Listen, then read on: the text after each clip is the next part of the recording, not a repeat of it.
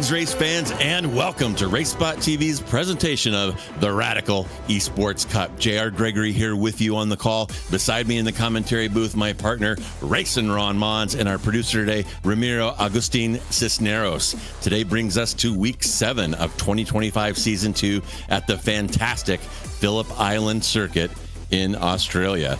Located on Phillip Island in Victoria, Australia, and this track is approaching its 100-year anniversary, racing having begun here back in 1928, past host to a plethora of sports car racing, including Australian supercars, and is currently a major motorcycle venue. Today's configuration, paved in 1978, is 4.4 clicks, 2.7 miles, and 12 turns. And Ron, looking forward to the schedule. We're all the way up to week 7, but we got plenty of good tracks left.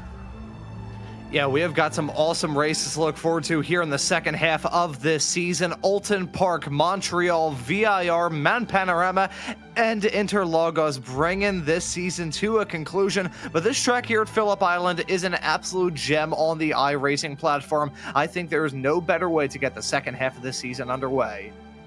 Alrighty, and as we take a look at this week's standings, I want to remind everyone this is not a private or league event. We are broadcasting the iRacing officials here, 2100 GMT, as we do every Friday. So if you want to give these radicals a whirl, practice up, show up, and sign up. And if you make the top split, you can appear here on RaceSpot TV, as well as the official iRacing YouTube channel, alongside some of the best radical drivers in the world. And let's look at that top 10. Havard Gullikson still hanging on, although tight behind him is Andreas Friedrich in P2, followed by Heinz Braun, Rafa Blanco, and that disappeared on me a little quickly. George Gonzaga will be in P5, Andre Castro in 6, Sauli Reitinen in 7, Luke Crowley in 8, Christopher Yanakis in 9, and rounding out the top 10 is Kettle Larson. Now, Ron, this Phillip Island course looks pretty straightforward on paper, but it definitely is not. And what are a few things that make this course tricky? Well, one of the things that makes it unique is the fact that you've got so many high to medium speed corners running around this track. You just look through turn 1, turn 2, turn 3, turn 6, turn 7, turn 8, turn 9, turn 11, and turn 12, all in that medium to high speed range. That's a little bit tricky in these Radical SR10s. So this is a track where you have to be on the top of your game to extract as much performance out of these SR10s as you possibly can. It's a tough ride running around here. You have to play a balancing act in this official race that we have coming up, and even in this qualifying session that we're currently in the midst of, it is super vital to try and dance around this track with about as much precision but still a bit of aggression as you could possibly manage. It is a fine line that these drivers have to find and ride on it until they're done. Yeah, too right, Ron. And if you're not familiar with this SR10, this car is one of the purest sports car experiences on iRacing, propelled by a 450 horsepower four-cylinder turbo, a full 1,000 pounds lighter than an MX-5 Cup car. No traction control, no anti-lock brakes. So the SR10 is a handful, but mastering this car will make you better at every car that you drive. And no surprises here, Ron. Andre Castro making an early statement in qualifying, throwing down a 123.3 for the provisional pole. And speaking of the best radical drivers in the world, if you think back to that top 10, a lot of them are right here. And if you want to make some points in this series, show up at our 2100 GT time slot. This is the strongest strength of field throughout the week, and you can see why.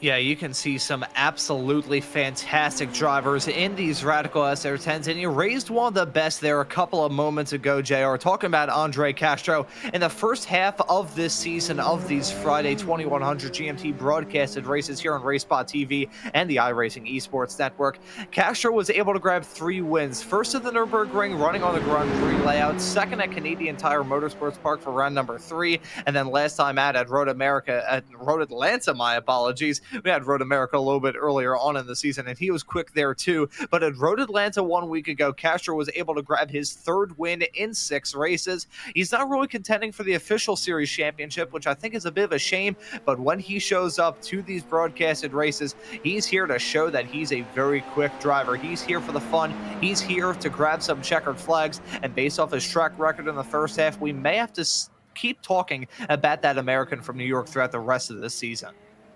Yeah, absolutely. And just there, I wanted to point out one of the tough parts on this track. We just saw a car bombing down that hill between turn 9 and turn 10. The car is going to lighten up over 9, the left-hander, and drop down into turn 10. Oh, wow. And James Berry taking a ride there that he didn't want to take. And from personal experience, I can tell you there's a little bit of a bump right there in the grass. If you miss that pit entry, it's going to go poorly, as you saw for Berry there. But back to that turn 10, we're going to keep an eye on that. Very, very tricky braking zone. You want to lift, I guess, a little bit before you reach the crest and then brake hard in a downhill section. It is a passing opportunity, but very, very risky. And these cars are right on the edge out there every lap. Yeah, just running on the ragged edge of control and looking through this racetrack. Probably the most challenging corner for these competitors, I think, would probably end up being the hairpin of turn 2. I say it's a hairpin. It's a 180-degree corner, tick over that, but it doesn't really feel like a hairpin at all. Turn 4 around here and turn 10 that we're about to see Dennis Kyriakopoulos come up to here in a couple of moments' time in the number 7 machine. That's a hairpin. Turn 2, on the other hand, it just feels like a non-stop, never-ending left-handed sweeper. This track is super unforgiving as well. It's got some old-school runoff area. It's grass and gravel all around this track, so there is no room to run or hide. If you even look at some of the corners around this racetrack the wrong way, you're going to be in for a world of trouble. As we saw from James Berry, a multi-season, multi-year veteran of these Radical SR10s, a multi-season champion as well. Even he's struggling around here. This is a race that is probably the most feared for these drivers season after season. Yeah, absolutely. And there's a shot right there. There is turn 10. We are going to see some dice being rolled there and some possible cataclysm. So remember that spot. You see where the cars lighten up going over that crest, and things can get crazy. Here is your starting grid. In the front row will be Andre Castro next to Kjetil Larsen. Behind them, Christoph Lipp next to Andreas Friedrich. Then in 5 and 6, past champion James Berry next to Heinz Braun. And Denis Kyriakopoulos next to George Gonzaga in 7 and 8. Kenneth Vick next to Luke Crowley in row 5. Lars Friedland next to Ricardo Gaierta in 11 and 12. Chris Vetz next to Jarrett Dunkovich. Kevin Rich next to Molly there in 15 and 16. Michael Pico next to Trip Goolsby in 17 and 18. And in P19, Jason Vonder next to Tremblay. Brake next to Daniels, and Bonovitz next to Elise there in 23 and 24. And my goodness, this event becoming more and more popular. Our 2100 GMT broadcast. See a couple names there, Ron, that are new to me. And as we look down on the grid, that is Andre Castro there in the number 1 car to your left. And he's going to have the inside entry into that difficult turn 1. And keep an eye on that throughout the race as well. We're going to see some cars hauling the mail, as Ron likes to say, around that one. And kind of struggling often to get slowed up for that turn 2. So a lot of action expected, and we are green on cold tires. Let's see what they do the first time down here into turn 1. And looks like I have Castro from Larson from Friedrich, and my timing tower playing a trick on me. I had a Bill Daniels in P1, but he's not here on the grid. It's Castro from Larson from Lip, and being pretty conservative here, nose to tail, going through the first section of the course. And we're coming down now to the first high impact braking zone here into turn 4, and we may see some moves here early. And some side-by-side racing going on involving Kjetil Larsen and Christoph Lipp. James Berry now trying to get a move done on his teammate. And all of that, someone's gotten bumped off, heading off through the corner. Multiple cars off the circuit heading through. That's a hairpin to turn 4. One of the first heavy braking zones around this racetrack, having got wound up from basically terminal velocity after turn 3 through the flat-out left-hander of, coming out of turn 2 through the flat-out left-hander of turn 3, my apologies. That turn 4 hairpin is super, super tricky for these competitors. Just saw it get put on full display a few moments ago. We'll also raise that one of the Nerd Racing teammates actually went off the track coming out of turn number 1. Not entirely sure who it was from the drop of the green flag having those difficulties, but it's Andre Castro in front of Larson, Phillip, and James Berry looking to have a podium. This is a good result from James Berry. He hasn't had a good season up to this point, which is a bit surprising. The 3-time reigning champion from a couple of seasons ago here from the Radical Esports Cup. He's quick in these SR10s. He just hasn't really been able to get any firm footing thus far this season, as we take a look at a replay to see that drama down to the turn 4 hairpin. Yeah, turn 4, very tough there. And of course, they are on their outlap, heavy fuel, cold tires, and discretion, usually the better part of valor right there. And somebody got crossed up, caused a little concertina effect. And as we take a look at Barry, looking up at Lip, Larson, and Castro ahead of him. But my goodness, Ron, look at that gap. Castro driving away already here. A full 1 second gap from him back to Kettle Larson. And when Castro shows up mean in business, you can usually tell when he puts the time in, he is a very talented driver and driving away here early.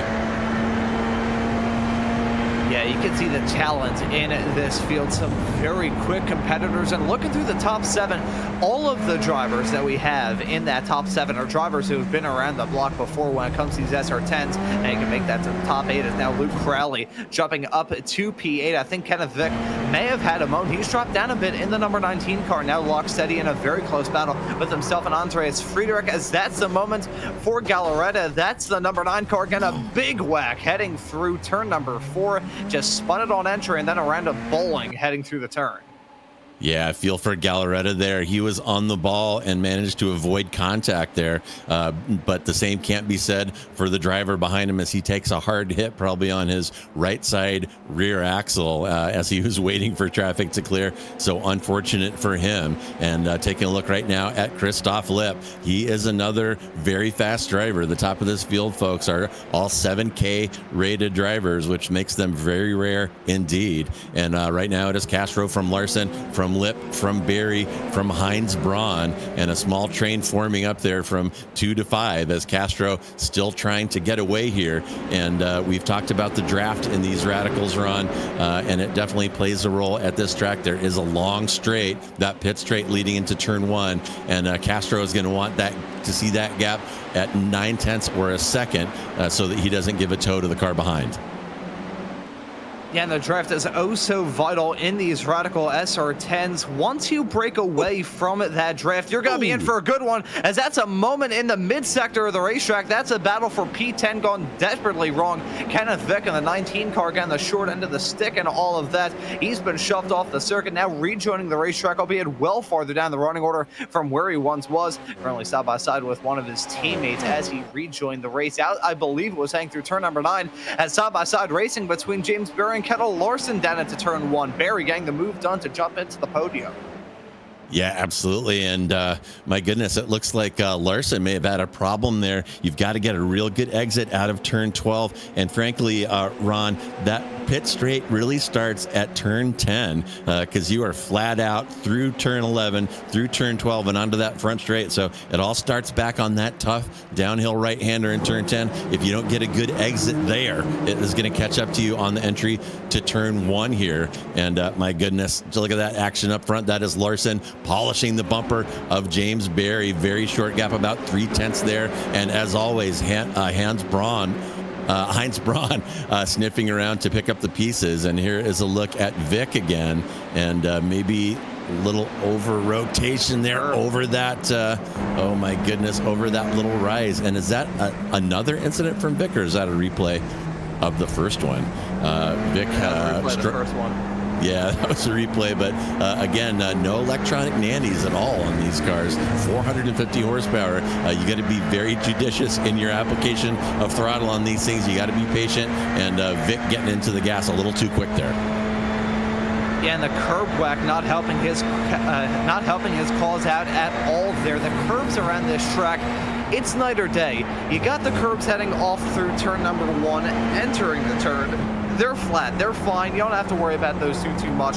When there's any sort of increase in the height of the curb, that's usually when you're going to see these drivers in the SR10s not even touch them with a 10-foot pole.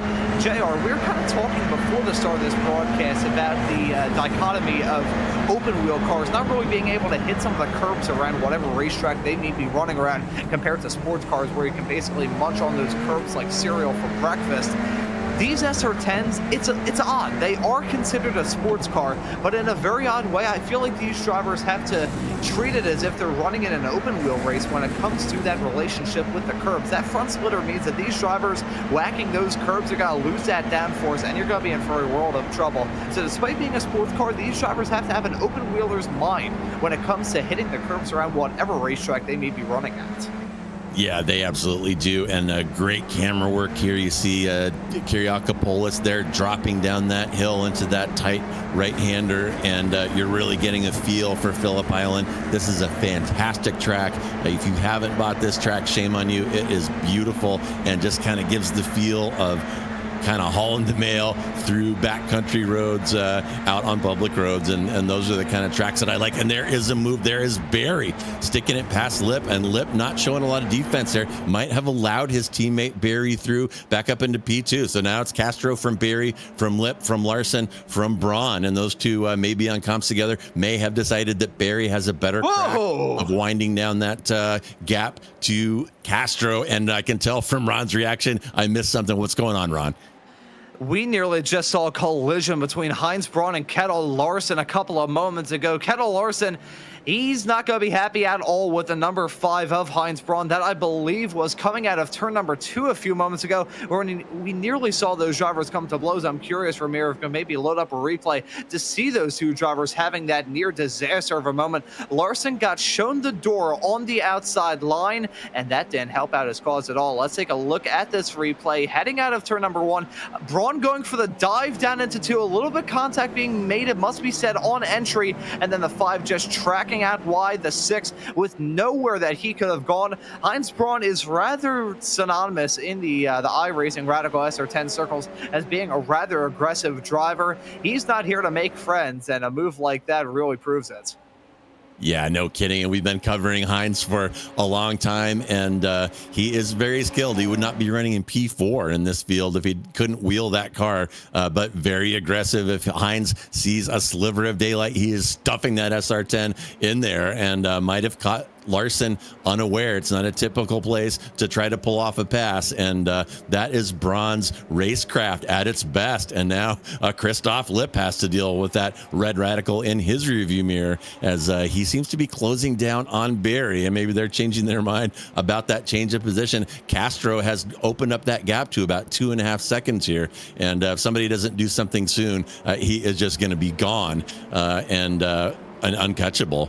And now our bottom screen, we're going to take a look really quickly. There's Jarek Dunkovic, and he has got Brake and Friedland behind him, and a little bit further up the track, DJ Tremblay.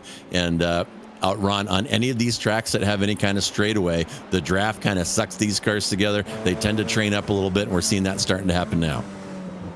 Yeah, we are getting some trains forming. I gotta say, though, honestly, around a track like Phillip Island, you've got that one massively long flat-out blast right at the start of the lap with that start-finish straightaway. Outside of that and the run between turn 6 through into turn 9, which you're still turning throughout it, and the dirty air going to play a big factor in the way these cars handle as they're heading off through the mid-sector of this racetrack, you don't have as big of trains as you see at a track like Road America, for instance, where they are just absolutely insane. A fight going on involving George Gonzaga and Kettle Larson going to result in Gonzaga jumping his way up into P5. Larson's still trying to get back on his feet after that moment 1 lap ago between himself and Heinz Braun. That's the thing as well when it comes to these SR10s. You need to be in a good frame of mind to be really competitive in these races. If you're not in a good spot mentally, you're not going to be able to extract the most out of your race car. Some side-by-side battling going on for third, involving Christoph Lipp and Heinz Braun, the two Germans battling hard, as Gonzaga and Larson giving us a good battle on the bottom of your screen.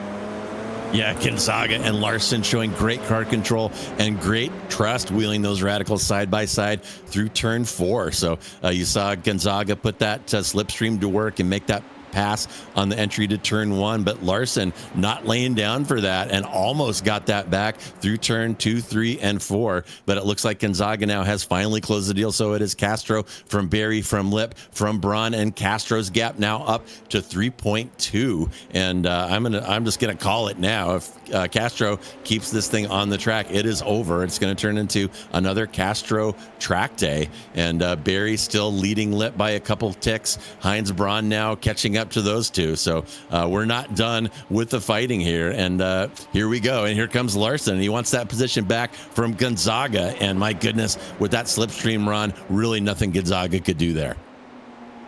Yeah, absolutely nothing. That draft is so strong in these SR10s. I've said this a lot. I'll continue to say it. Probably in the top 3 of drafting cars on the iRacing platform, with the Formula V and the Spec Racer Ford up there on that list. These SR10s, they act like there's a shop vac attached to the back of these race cars. The draft is oh so strong. We got some side-by-side racing going on involving Larson, Gonzaga. A little bit of a train forming between these two. You've got Gonzaga's teammates of Dennis Kiriakopoulos and Luke Crowley, an SR10 staple, running in this race as well. There's a driver not having a good turn of fortune. The number 12 of Jared Dunkovich, a driver who last weekend made his debut in the Radical Americas Championship, a series that you're one of the competitors in, JR. He didn't have a very good race there at Road Atlanta, ran into some difficulties, and here at Phillip Island, he just got struck by a falling anvil of some kind, dropped down from a spot just barely outside the top 10, now into lucky number P13. Drivers really feeling the burn around here at the halfway mark.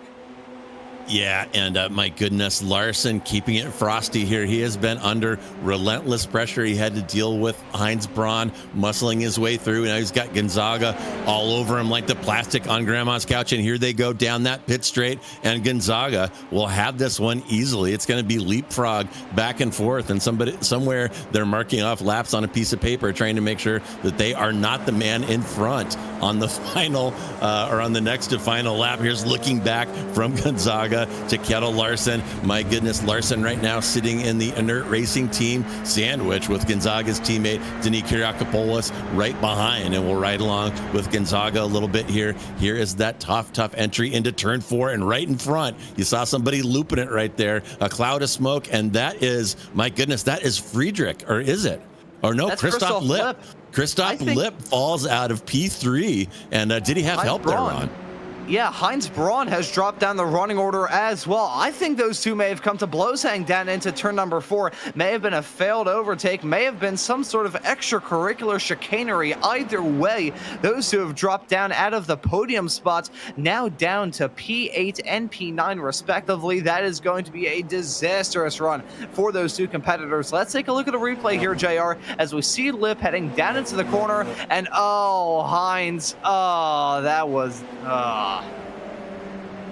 Well, no live stewarding, folks, in this one. We are on the running officials here on the iRacing public server, and I'm glad I don't have to be responsible for those kind of calls. But Braun, we said he was aggressive, and maybe not the best judgment there as he tries to shove that one down the middle or down the inside of turn 4. And Braun, oh my goodness, after that maneuver and knocking Lip down, Braun has taken a tow. He's been that radical, and he is done. And my goodness, I doubt that Christoph Lip is having positive feelings about Heinz right now. Oh my goodness, and a little bit of a traffic jam developing there, involving Gonzaga, Larson, and Kiriakopoulos, and Luke Crowley sniffing around back there. Here we are riding with Crowley, looking forward at that battle. Again, that's 3 through 5, Gonzaga, Larson, Kiriakopoulos, and Crowley maybe in the catbird seat if this one should come to blows.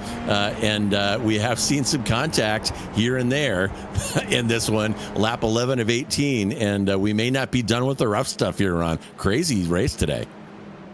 Oh, it has been a hectic one. I'm not sure if you saw the thing on Luke Crowley's race car, day since last spin 0. I think he's going to try and make sure that is 1, because as it stands presently, he's in a pretty good spot. If he can make up a couple of spots, he may very well find himself in a podium spot come time for the very end of this race. It's been a hectic one, to be sure. Seeing some drivers go side by side yet again. This is Kettle Larson taking that run on Gonzaga around the outside, down into turn number 1. Larson, Gonzaga Gonzaga, two veterans in these SR10s, and they are battling tooth and nail at the very beginning of this lap. Let's see if it's going to be a successful move from Larson. It will be a successful move from Larson, dipping his way up into P3. Gonzaga dropping back down to 4th. He's got some backup, though. Denny Kyriakopoulos in the number 7 car is slotted right in tow. Those two and their teammates maybe going to help each other out as a bit of a lockup heading down into turn number 4. I was getting some flashbacks to that, with all due respect, rather dim-witted maneuver from Heinz Braun not terribly long ago down into turn number 4. But nope, just a quick little lockup. It's super hard on the brakes in these SR10s, mind you. So it's super tough to try and go for a last late breakers maneuver, as we nearly just saw a collision from Kettle, Larson, and Gonzaga.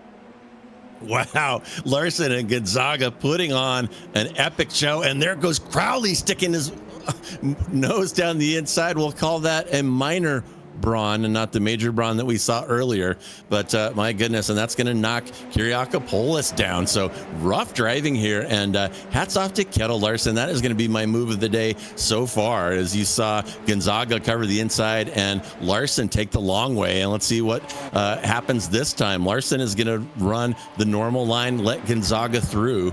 And like I said, he's probably counting laps in his head and figuring out when he wants to be leading down that front straight and when he wants to be following. But my goodness, Ron, you were in terminal velocity coming down that pit straight. Maybe drop it into 5th and lift a little bit for that right hand turn 1. And Larson trying the inside, and it worked out. And up top, there is that little love tap between Crowley and Kyriakopoulos, and little optimistic on Crowley's part there, I gotta say.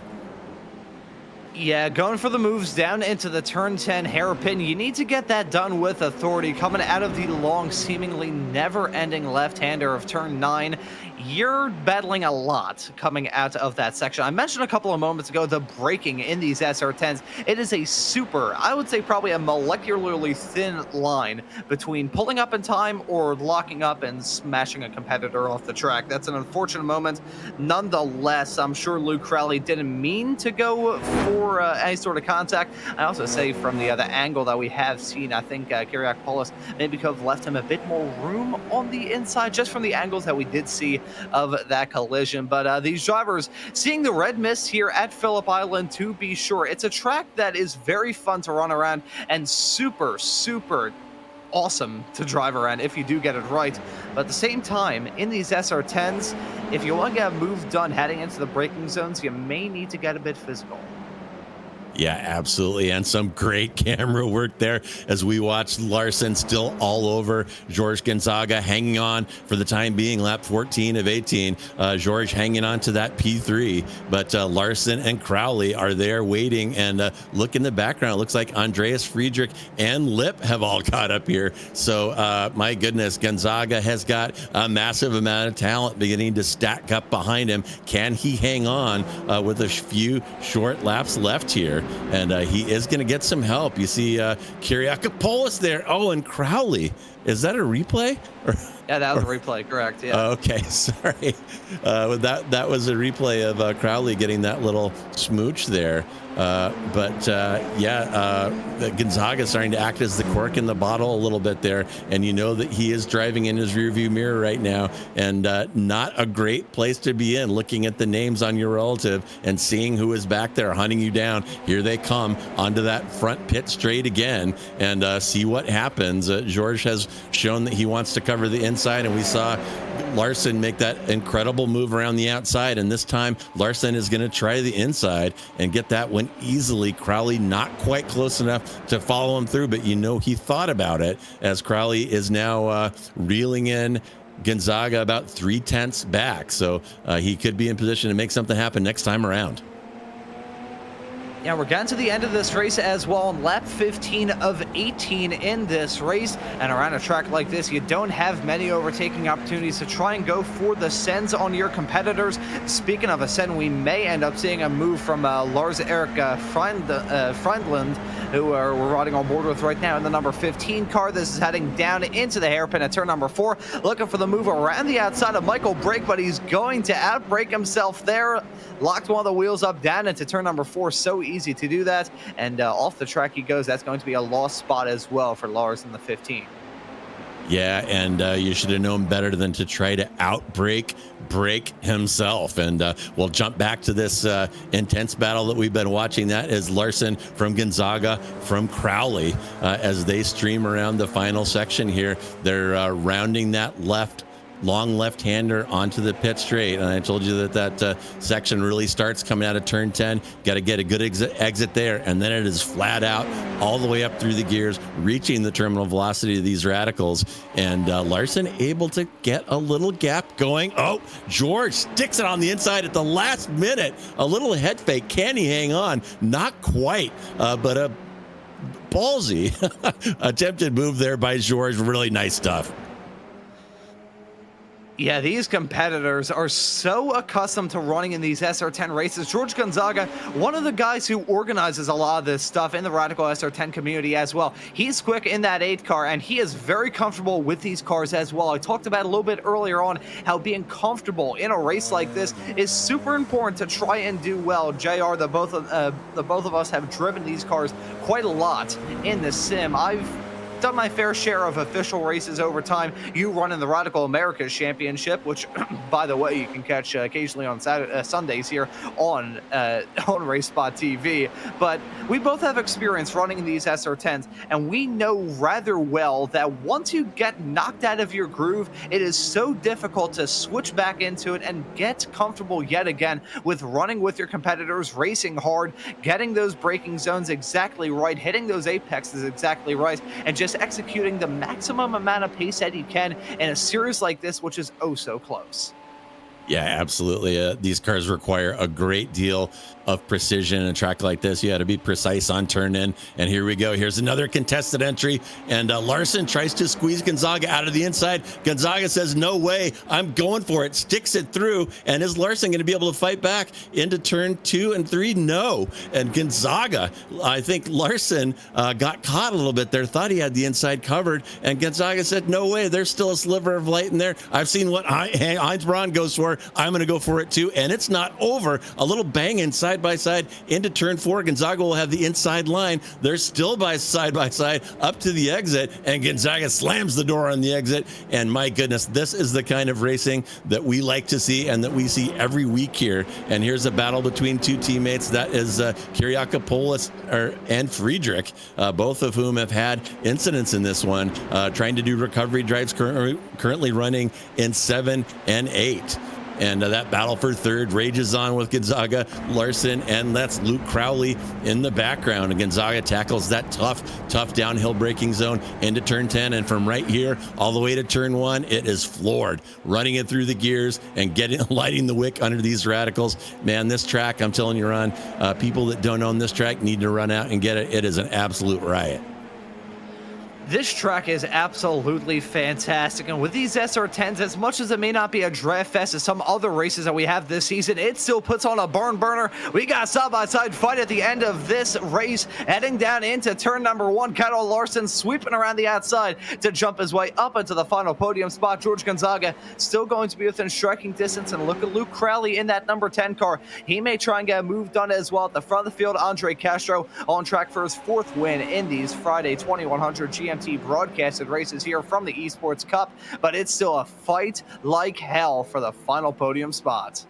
Yeah, Larson, the master of that outside move into turn 1, and Ron, that might have done it. The white flag is out, and not a lot of opportunities left here for Gonzaga. Maybe a dive down the inside of turn 10, which is high risk maneuver, but Gonzaga running out of time, and Larson showing that he could make it happen on the outside of turn 1. More side-by-side action between Larson and Gonzaga, and here we go over the rise for the last time down into turn 10, and Larson will cover the inside. Not a lot that Gonzaga can do here, and barring catastrophe, Larson is going to secure that final step on the podium. Fantastic stuff. And here comes Andre Castro onto the timing tower, and he is going to take the win with ease.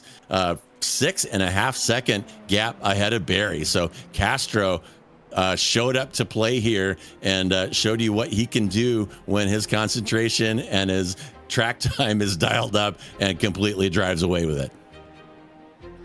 Yeah, Andre Castro proving yet again that he is such a strong competitor in these SR10s. But a shout out should be given to our P2 finisher at the end of this race, James Berry. Nice to see him back on the podium for the first time in quite some time in these Radical Esports Cup races. I think that may be his first podium in one of these 2100 GMT broadcasted races here from season 2 of 2025 on RaceSpot. So well done to Berry, getting his way back up onto the podium. He's a 4-time champion in the past in this series. Hasn't had a good run of fortune here, but a P2 result still going to be good for the Brits.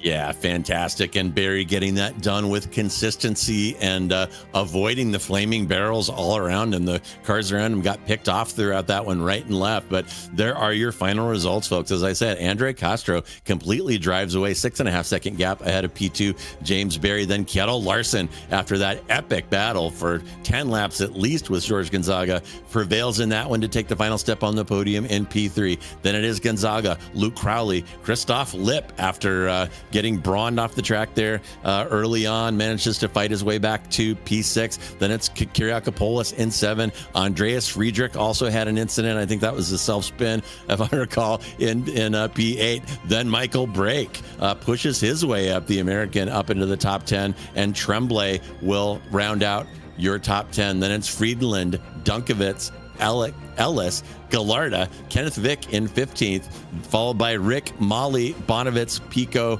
and Goolsby will round out your top 20. And we're getting down to the end here. One more scroll, and there is Chris Vetz, a lap down. Heinz Braun, a lap down.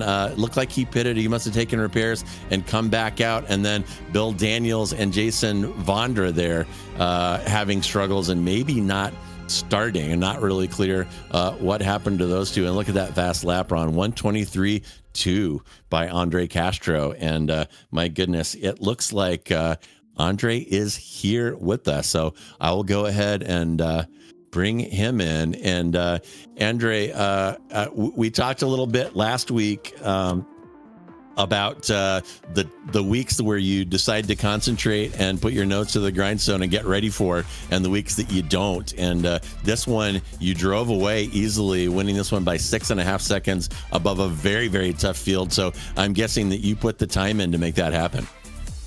No, not really. Only about like 10 laps of practice, but yeah, I just really like this track, and disappointed that more people didn't show up and we could have a split, because yeah, I feel like it's one of my favorite tracks in the game. It's really nice and fast and flowing, and definitely underappreciated, but it was good. Yeah, I just had a good, I mean, I messed up my second qualifying lap, but still that was enough to be on pole. And just had I think Kjetil was behind me and he made a mistake, and after I broke away from the draft, I know they started battling and had some incidents, and that was enough.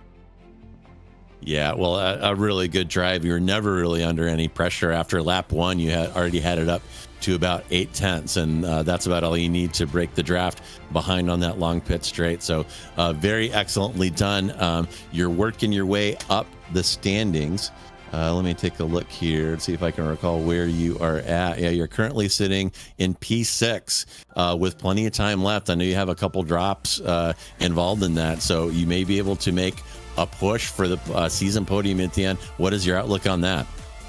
We'll see. I mean, championship, I don't really mind too much about it. I mean, I feel like some of the same front runners were here, but because it didn't split, I just got way fewer points. So it's not always necessarily indicative of skill or anything, and it's not really any prize to go with it. But yeah, if I could win, that would be nice. I'm just gonna keep showing up, and I enjoy these races, so I'll keep showing up, and if it happens, it happens. But if not, I think I was second the last 2 seasons, and it is what it is. Just have fun racing these things, and yeah, have fun every week. So yeah, no, we'll see what next week is, and go on from there.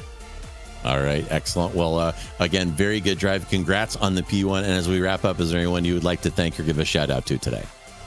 Yeah, shout out to Chris Wetz and Jared Dunkovich, actually, a friend of mine from karting, way back like 15 years ago. He was in the race, so good to see him. And yeah, shout out to those people who showed up, because they know that Phillip Island is superior and a gem.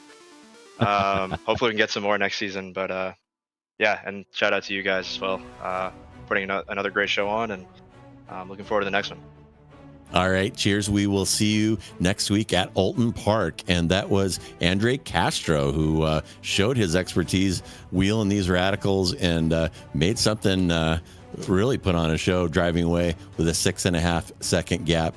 And Ron, I'm going to step just a little bit outside the box here today. We usually take these one at a time, but what an epic battle we saw between George Gonzaga and Kettle Larson. Gentlemen, I'm going to have the two of you in the booth at once here for your perspective on that. I hope it was friendly throughout. It looked like it. But Kettle, I will let you go first since you were able to close it out with the P3. So how was it driving out there and fighting with George over, gosh, must have been at least a dozen laps the two of you were dicing? It's the best fun I had in a long time on a racetrack like this. Gonzaga is a good race driver, so I'm not worried about him taking me out or anything. So we had really, really good fun today. Well, I'll tell you, you guys got a lot of screen time. You're both going to enjoy the broadcast. So you put on a hell of a show. And Kettle, I got to tip my hat to you and your mastery of that outside pass into turn one. That was absolutely thrilling to watch, and he pulled it off a couple of times. And George, how was that race for you? You guys were really dicing and showing some great car control and some great trust, and it was thrilling to watch. So how was it being behind the wheel during that awesome battle?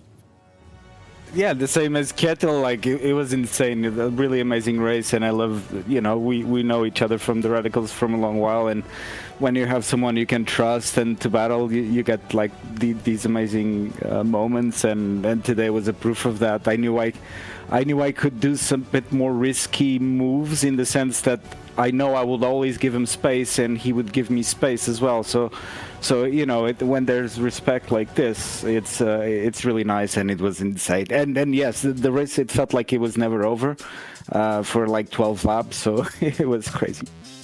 Yeah, it was really outstanding. And you might have swapped just a few paint chips here or there, but you've definitely very clean and really showed the kind of trust and respectful driving that we see week in and week out of this Radical community. So really, really absolutely outstanding. And as we wrap up, I'll go ahead and ask Kettle if there's anyone you would like to thank or give a shout out to this afternoon. Yeah, of course, my team. Without them, I wouldn't be here. IGL Coatings and Sanna Trafikkskole. And my family and everybody that supports me on this sim racing. All right, very good. And George, same question to you. Anyone you'd like to thank or give a shout out to today? As well to my team as well. We did a really good result, but also, if I may, a big shout out to IGL Coatings as well, because it's a really good bunch of guys, really competitive, and Inert and IGL is kind of a rivalry, and today was like the pinnacle of that, and it's really nice when you have like good competitors like this elevate the series, elevate the competition. So a big shout out to them as well. All right. Well, and congratulations to you both on a tremendous drive. Kettle for the podium and George for that P4. Fantastic driving by both of you. And we look forward to seeing more of the same next week at Alton Park.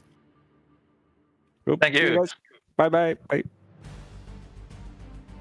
All right. My goodness, Ron, what a fantastic race, and not surprised at all. You and I have been covering these guys and these cars for some time, and I know that you're not surprised by what we saw out here. Man, oh man, what great stuff. Oh, I am absolutely not surprised. These drivers can take a race even in a Walmart parking lot and make it must-watch entertainment in these SR10s. They are some of the raciest cars on the iRacing platform. They can put on good battles just about anywhere. Even here at this racetrack where you think, okay, medium speed corners, high speed corners, dirty air going to be a big factor, and not very long straights, you think, okay, they're going to spread out, they're going to drift apart. No, they gave us a fantastic battle from the drop of the green flag all the way through to the fall of the checkered. We still got some awesome races to look forward to throughout the rest of Season 2 here in 2025 for the Radical Esports Cup. But what a way to kick off the second half of the season. Yeah, without a doubt. And speaking of the upcoming schedule, there is always an asterisk on this one on my calendar, heading to Oulton Park as this fantastic 2025 Season 2 season rolls on. Our Radical Warriors will visit this fantastic UK circuit in the no chicane configuration. So a lot of times on the public servers, this track is used with the chicanes. Kind of breaks up the flow, but these Radicals, we don't need no stinking chicanes. We are going to fly down that hill and careen through the Druids Bend, and it is this track run every time we visit Oulton Park turns into an instant classic. So folks, you do not want to miss this, and be sure that you hit subscribe to RaceSpot TV and also hit that notification icon so that you don't miss any of the action. Oh my goodness, what a fantastic show today, and thank you so much for joining us. I am James Gregory on behalf of myself, my partner Ron Mons, and our producer Ramiro Cisneros. Thanks so much for joining us. Have a fantastic weekend and a great rest of your Friday.